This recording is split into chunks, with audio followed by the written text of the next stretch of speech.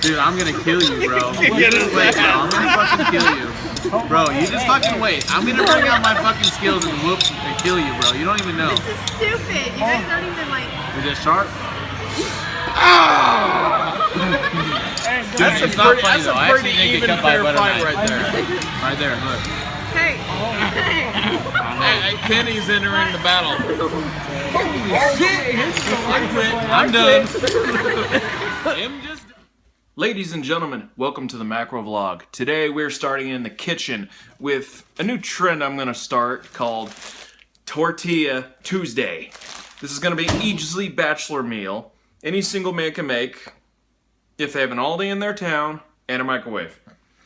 So we're going to start with these grilled chicken strips, pre-cooked. You can buy them at Aldi for like $2. Of course, you're going to need your tortillas, sour cream, and some shredded cheese. You can add on whatever else you want, say grilled onions and all that, but then it wouldn't be a very easy meal. It wouldn't be much of a bachelor meal now, would it? So first things first, you're going to want to get your chicken strips. And what I'm going to do is I'm going to put them in a bowl with some paper towels and then microwave it. Now I use the paper towels because it helps suck up some of the grease. Makes it maybe slightly less unhealthy. Not that I'm a health nut or anything. I didn't get the body that I got by being one. But it helps. It helps a little bit. It makes it a little less messy. So just throw that on a layer. And then we'll microwave it for a minute and 30 seconds about.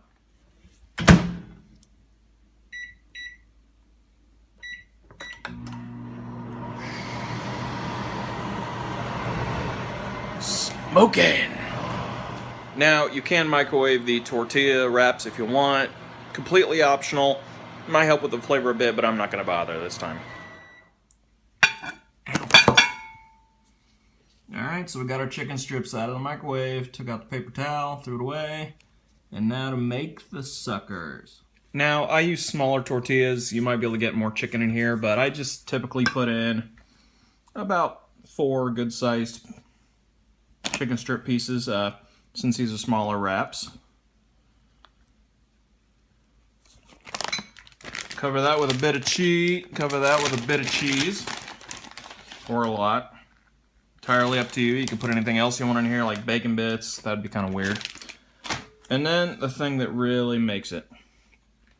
A very generous amount of sour cream.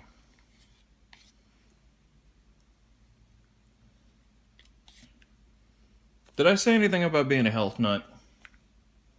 Because I think this completely does away with it. So, wrap it up. And you're good to go.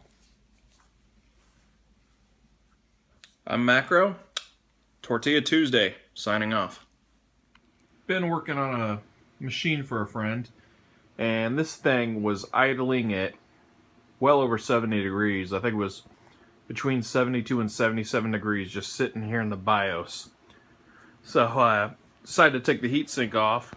Noticed the thermal compound on it was just globbed on, huge and thick, and for anybody who's really familiar with that stuff, when you use too much, it becomes more of an isolator. So I couldn't find any of the Arctic Silver I had, so I decided to look around, and I got this stuff on Amazon for, I think it was less than $2.50. It took a few weeks to ship because it came straight from China. It is literally grease. It was literally a type of thermal grease.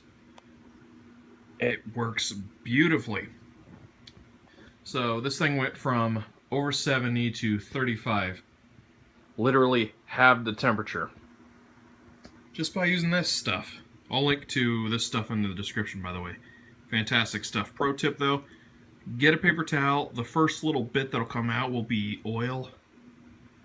So you're not going to want to apply that to the heatsink. And use about a grain of rice amount. But I'm surprised and a little pissed off, because that runs about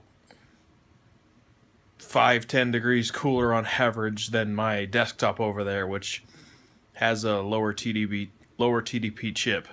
This is a first-gen Phenom. But hey, it's always good to see something working out. So last but not least, I did a podcast with Anthrit. It might be up by the time this video is uploaded. I will update the description with a link when that is available.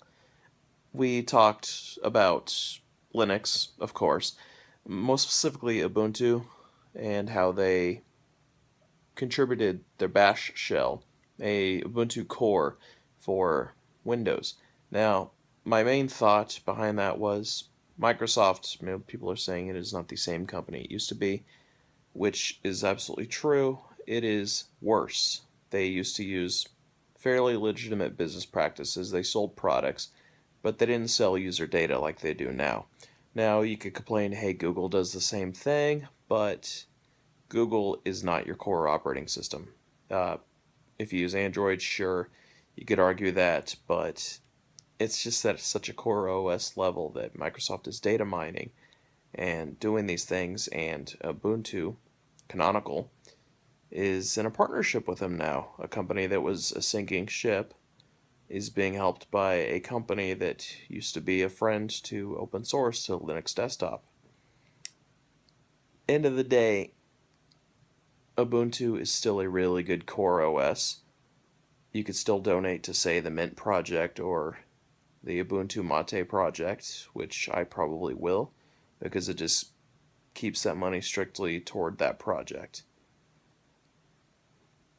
It's hard to say where the Linux desktop will go. It's never really taken off that much. I would say Valve is the biggest friend to the Linux desktop at this moment because of what they're doing with Steam. Really bring in games. You bring games, you will bring power users. And at the end of the day, it's not really any corporate entity that decides where Linux will go, because it's still all about user freedom, and there's still a tremendous amount you can do with it. So thank you for watching. We'll see you next time.